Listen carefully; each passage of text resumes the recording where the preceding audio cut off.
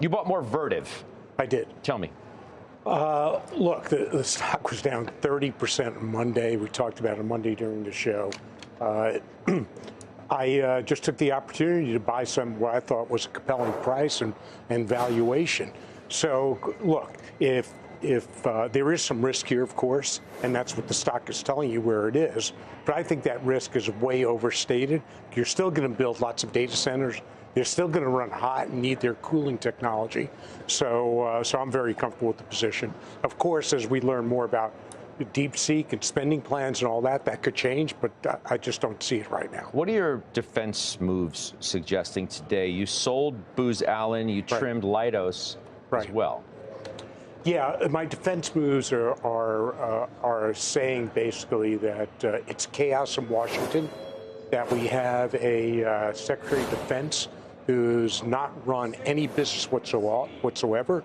And if any one of us sat on a board and said, here's somebody who we want to run the most important company in our portfolio and one of the most important companies in the world, Department of Defense with a $900 billion budget, he may be one of the last people went to. We'd want somebody experienced. So I have no idea if reason and logic and experience will control the non-government employees, of which Booz Allen has a ton of them in the government. That's a very easy place to cut expenses, because the reason why that was created was during the Clinton administration, when they wanted civilian employees, because they were so much easier to fire than union employees at the government or government employees. Now, Leidos, I shave because some of the same risks, even though if you take a look at their business, talk about tens of millions of revenue in a multi-billion-dollar company. So I just thought it was too much exposure. Booz Allen was a very new position. I thought that we had determined from what came out of Washington that the cutting was not going to be a path, but Elizabeth Warren then sends an email or a letter to Hegseth, and it actually made some sense. And frankly, Elizabeth Warren has never, at the end of the day, impacted any of my holdings. It's about a lot of bluster, but here, with inexperience managing DOD, et cetera, I just thought prudent to cut risk on that position.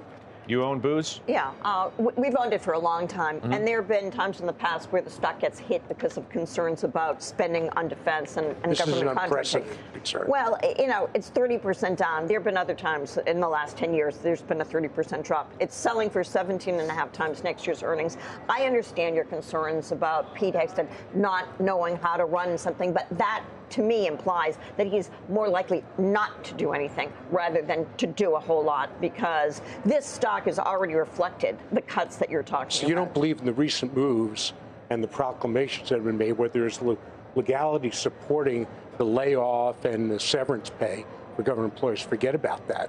Well, there's a lot of talk. What other time in the 30% drops is this analogous to? Because this is a case of first impression, as is this administration. I understand, and you sold the stock, and we're looking at it and saying, at this price level, this is a very good company, very well run. We're going to stay with it. Okay.